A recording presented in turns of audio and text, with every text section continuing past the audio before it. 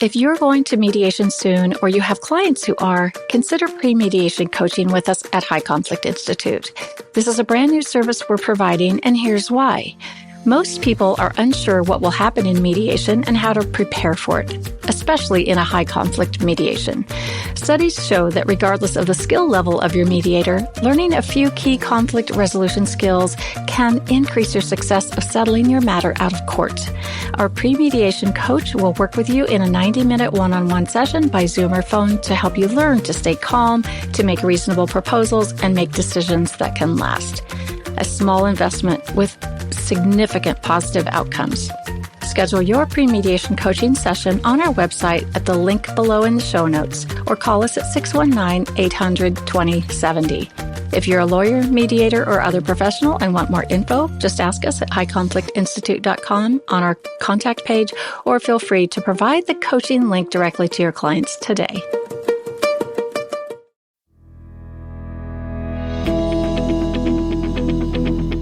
Welcome to It's All Your Fault on True Story FM, the one and only podcast dedicated to helping you identify and deal with the most challenging human interactions, those with someone who may have a high conflict personality. I'm Megan Hunter, and I'm here with my co-host, Bill Eddy. Hi, everybody. We are the co-founders of the High Conflict Institute in San Diego, California, where we focus on training, consulting, and educational programs and methods, all to do with high conflict. In this episode, we're going to talk about ear statements. Statements that show empathy, attention, and respect.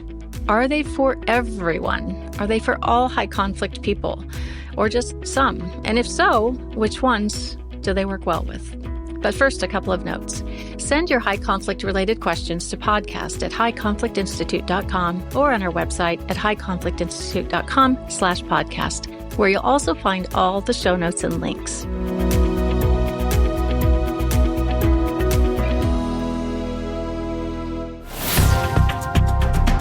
All right, Bill, let's get started. So I was giving a training a few weeks ago and was talking about the 5 high conflict personality types. And I had already mentioned a little bit about ear and hadn't given a lot of training yet about what ear statements are used for, but I'd been using them as part of the training in a story, right, along the way to kind of give the audience a real life look at when to use an ear statement and what high conflict looks like. So they kind of had a little bit of a nod about what it was, what I was aiming at, but they hadn't been trained. However, one of the participants raised his hand and said, look, we deal with, and this was a court setting, and he said, we deal with everything from criminal matters to family matters to civil matters, and some, it doesn't seem to matter where we are, we get some high conflict cases. I can't imagine that ear statements are going to work well with everyone. And I kind of knew what he was getting at. I think, maybe the antisocial and narcissistic personality types, perhaps, why would I give them an ear statement? So I thought it might be, if he was interested in it, I suspect our listeners might be as well. So what say you, Bill? Well, first of all, let me say a little more about ear statements. So empathy, attention, and respect. So it's really coming up with a short statement that shows one or two or all three of those, that when people are upset, they need a sense of connection from the people around them or a particular person such as you. And so, for example, an ear statement could be, I can see how frustrating this is. I hear your disappointment about how this is going. I can see that this is really important in your life.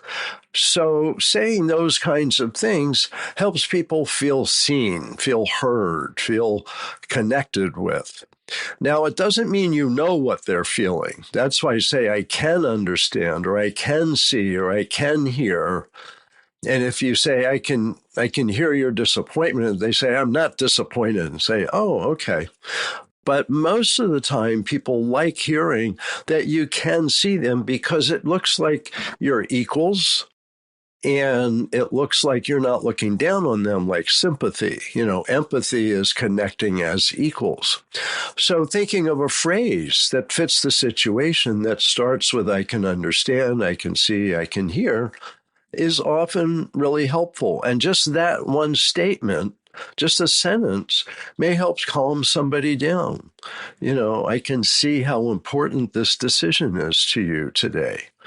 And in court cases where we are and talk to court professionals a lot, that's important because people are in court feeling very vulnerable. They're going to win or they're going to lose on an issue. And we teach judges just to give them an ear statement. It's like 30 seconds, doesn't take much time at all, but lets them know that you can see that this isn't the easiest thing for them. Now, attention is saying, I'll pay attention. Tell me more. I want to understand. And that also helps people feel seen and heard. I've got all day. Maybe not. Yeah. Well, the thing is, it doesn't take all day if you're fully attentive. And that's the thing. They talk about full attention. If you give somebody your full attention, it's a lot faster, really, to get things out and to say what they need to say. Now, the third part, respect. So a statement that shows respect. I respect the kind of work you do. I respect your commitment to solving this problem. I respect your time. I respect your relationship with our daughter, with our son. People really in the world today feel a shortage of respect, and they really like to hear respect. So those are the three kind of ingredients that really help you connect and help people calm down and feel like, we're human beings that care about each other. Now, it doesn't mean that you're going to fix all their problems. It doesn't mean you necessarily even believe what they've said. They may have said something happened yesterday that sounds real strange, but you want to help them. With that said, you can use that with high conflict people. We developed it for high conflict people because they're very on edge a lot of the time and angry and blaming. And if they're blaming you, you can give them in your statement.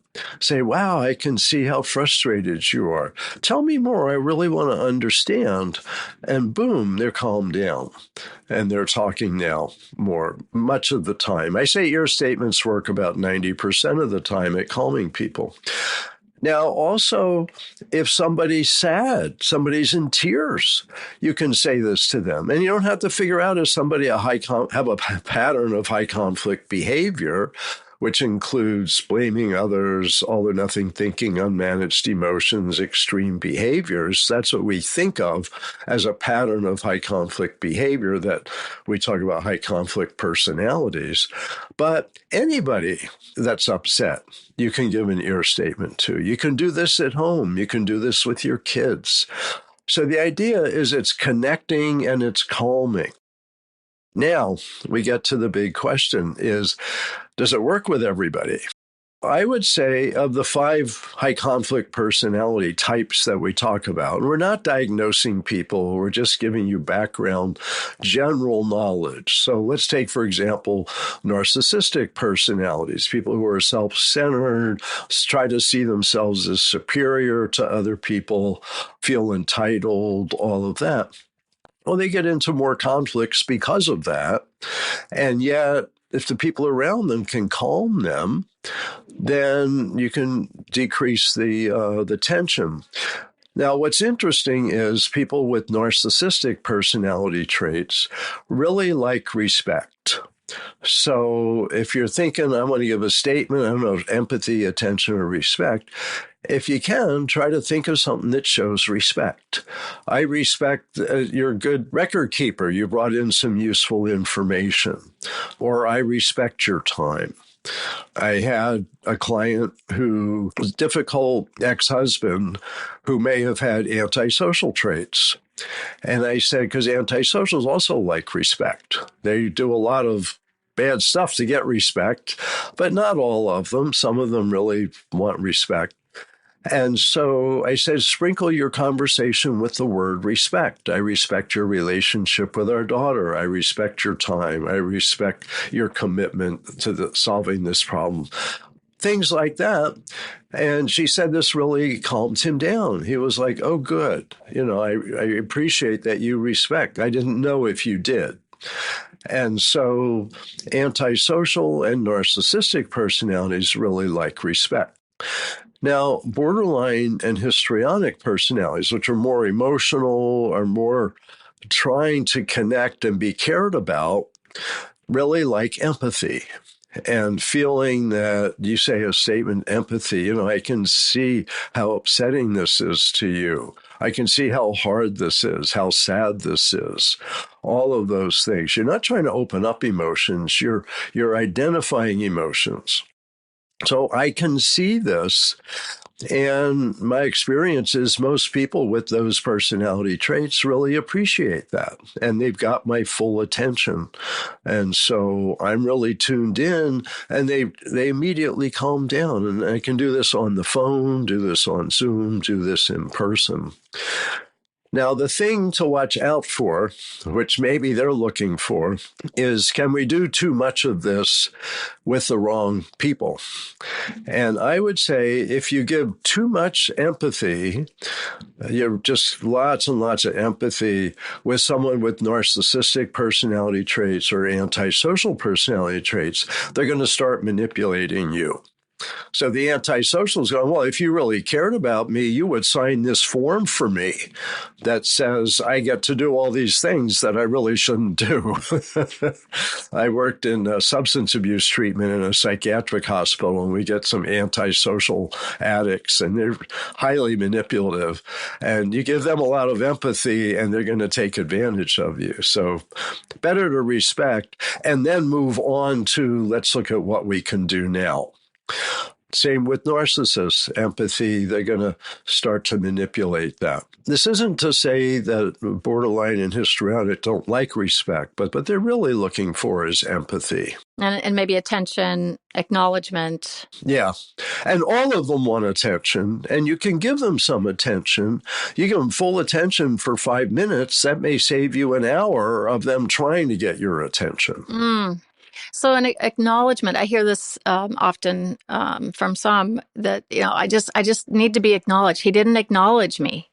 And so if you acknowledge, there's a form of attention, right? Yes. Well, I think acknowledgement is like paying attention and letting them know, I see you and I see what you've done and I'm acknowledging that. And you're important to me. No one cares about me. Well, there's a lot of people, I think, that care about you. And I think I can really help you. And I want you to succeed. So I'm here to help and help you look for who does care about you. And I professionally care about you. I'm not supposed to be a friend. That's against the professional ethics. But within the context of my profession, I do care about you and want you to succeed. And there you have it, podcast listeners. There's Bill Eddy, ear statements on the fly. If he had a microphone, he could do a mic drop, because that's how easy it is. But you have to genuinely care, and you have to be authentic, and just realize that, you come into this, you have to come into this work with compassion. And true compassion means you can use an ear statement even when someone is unlikable or someone is escalating a lot and saying, maybe dropping some F-bombs and saying things that aren't very, very nice. And I think it really helps me, and I really agree and want to reinforce that you need to be sincere. I think of high conflict people with personality disorders, that mostly develops as a result of genetic tendencies, early childhood experiences, and the culture they grow up in, none of which do they have control over. So here they are, they're 20 or 30 or 40, and they have abrasive personalities, and it's not really their fault. And this is a way to calm them and help them succeed. So I think it's a great way to be compassionate and to pay attention to that. These aren't people that we should dislike. These are people that we should help. Yeah, and I've been saying this at the start of all my trainings lately. Over the years, I've been doing it more and more, just to help people understand that this isn't someone who ordered this on Amazon. They didn't ask for, to have an operating system that's sort of programmed this way. And so we have to be informed of how to best help them so they can get through our processes. They can get through our systems. They can even learn to help themselves somewhat. Okay, so now let's think about, I want to ask about the paranoid personality, and then I want to ask about combining ear statements and setting limits. So the paranoid personality fears, and I mean, we're not diagnosing, of course, and things, but there's a fear of being betrayed. And so what are good ear statements for someone who's sort of just suspicious about most everything? Kind of a combination of all three is I can understand that you don't trust the system and you're worried about working with me, that I'm your lawyer or I'm your mediator. And I can understand that you have concerns about that. And I respect that. And I respect your boundaries. I'm not going to ask you to open up a lot about things. That's not necessary. And I do want to help you. And now here, as with all of the personalities, you give your ear statement and then move into problem solving. Is say, and I do want to help you, and I do respect you and your efforts. And we have some policies we have to follow. So let's look at what your choices are now. So when you give an ear statement, you don't have to just, that's the end of the conversation, is you can let's look at how I can help you now. Here's the next step. And so I believe ear statement, and then let's look at your options, look at your choices. And that way you're not lingering and the door is open to go back into emotions, that you've given your ear statement. Hopefully there's a little feeling of connection, and now you're looking at what you can do. I think that's the part that people kind of forget sometimes is it isn't just an ear statement alone. Sometimes it is. Sometimes you can just use one and, someone's de-escalated and now, things are fine. But you want to be, in most circumstances, pointing to the next step, pointing to the future, something, getting them focusing on their options and making choices that, like you said, Bill. We also talk about setting limits, which is equal to connecting. It's as important as connecting, and all of the skills we use in de-escalating individuals and helping manage those who have a hard time stopping themselves. And so I guess the question is, do you just outright set a limit, or do you use a little ear plus setting a limit? I think setting limits with ear statements is really the way of the future. And no matter who it is, you don't have to figure out who it is. You have to set limits, is have some empathy for the person. I know this may not be what you were looking for. I know this may be hard. And here's the limit. So I'll give you an example. As a lawyer, I was representing a woman who was a victim survivor of domestic violence. And I had to negotiate with her soon-to-be ex-husband, who was very disrespectful. And so he'd call up and I have to talk to him because he didn't have a lawyer, and we'd have to work things out for their divorce. And he'd say, you tell that blankety blank, blank, blank, blank, blank, that she's doing everything wrong, blah, blah, blah, blah, blah. And I said, hang on. You can't talk about my client that way. If you talk that way, I'm going to have to hang up. And I understand this is hard, but it's very important that you talk civilly in this process. And so please don't use those words. And he said, well, I'll use any words I want. And he starts using them again. And I say, okay, looks like you made a decision. I have to hang up. So I'm hanging up. You call me back when you're ready to talk civilly. So I feel like in doing that, I wasn't against him. I was stopping the conversation, but I had some empathy for him. This is hard, and it's hard to shift gears that quickly. Anyway, he calls up the next day and starts that way. And I say, remember, I'm going to hang up.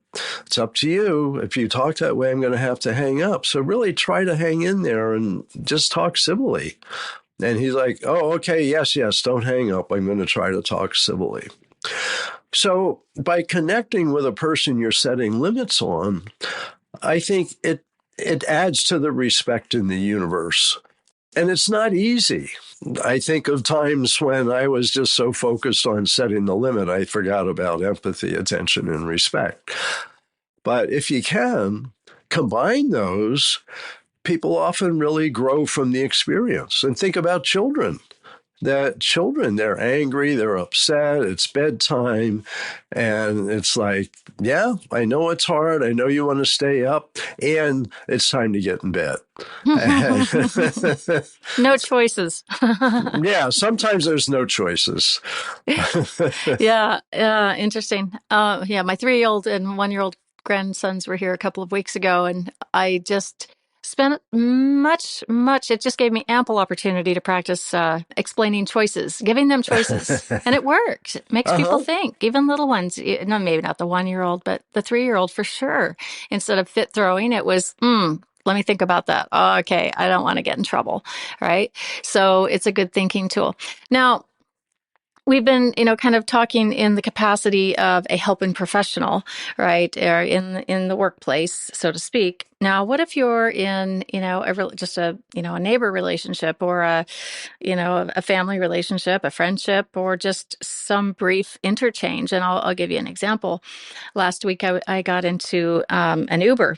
Immediately, the driver let me know he spoke 7 languages. He was a very, very important person, and basically wanted me to respect that right away. And so I engaged in a little bit of conversation, and this went on for, it only took about 2 minutes before I was thoroughly confused.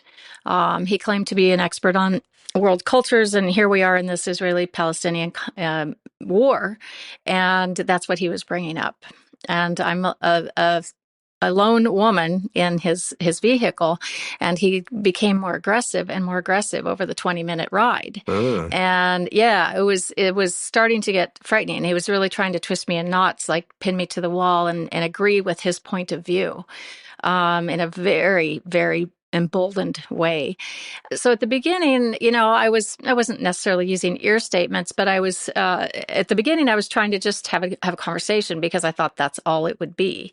And as the aggression grew, I used a little bit of ear, but I quickly switched to just setting a limit. And my limit was, I'm not talking to you anymore. I didn't say that, but I just stopped talking. Yeah. Because I actually, I'm not a scaredy cat, but I also realize we're living in some challenging times, and I needed to set a limit with this person and not let him engage with me. And I did actually report him to Uber. They took it seriously. I got the fare refunded, but the point being, I didn't ask for the fare. That was just an extra. But I wanted there to be limit setting by the employer as well. They need to know. So if you're in that situation where it's just, I was just taking a ride, right? Getting to my next place and experiencing what was somewhat bullying, The tone sounds like the tone. The tone. Yeah. The tone. Yeah. Just setting. What do you think of that whole interchange? I didn't. Using ear wasn't necessarily a good idea, and that's just set a limit. We don't have to be perfect. Yeah, right.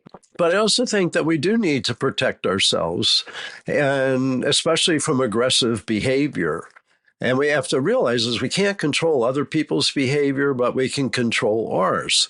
And so if you decide you're not going to continue the phone call, or you're not going to continue the Uber conversation, you're allowed to do that. That people, do what you need to protect yourself.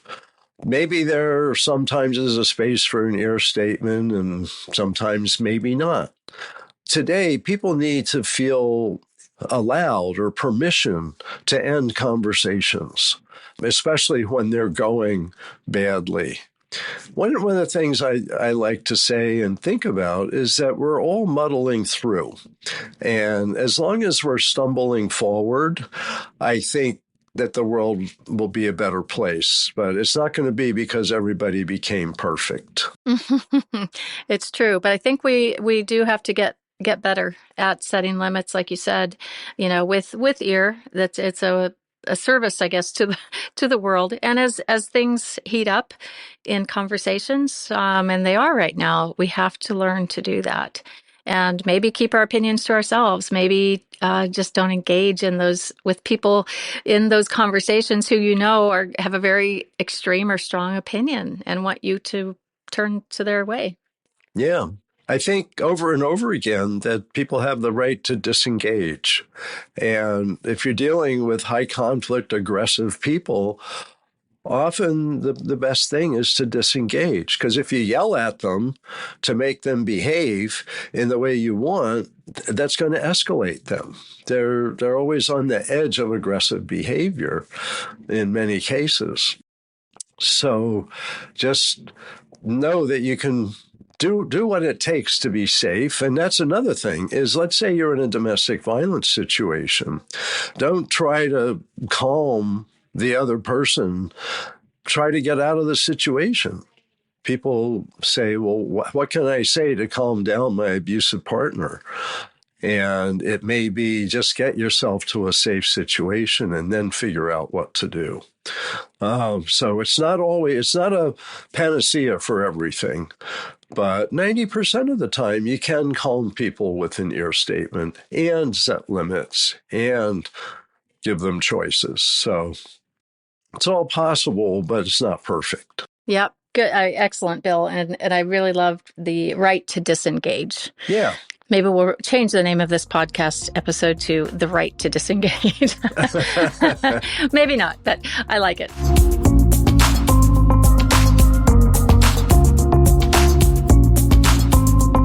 Thanks, everyone, for listening. I hope this has been helpful to you. Next week, we're going to talk about grieving the loss of a high conflict loved one or someone important in your life. Send your questions to podcast@highconflictinstitute.com or submit them to highconflictinstitute.com/podcast. Tell all your friends about us, and we'd be very grateful if you'd leave us a review wherever you listen to your podcast. Until next time, keep learning and practicing, and be kind to yourself until we all find the missing piece. It's All Your Fault is a production of True Story FM. Engineering by Andy Nelson. Music by Wolf Samuels, John Coggins, and Ziv Moran. Find the show notes, and transcripts at truestory.fm or highconflictinstitute.com/podcast. If your podcast app allows ratings and reviews, please consider doing that for our show.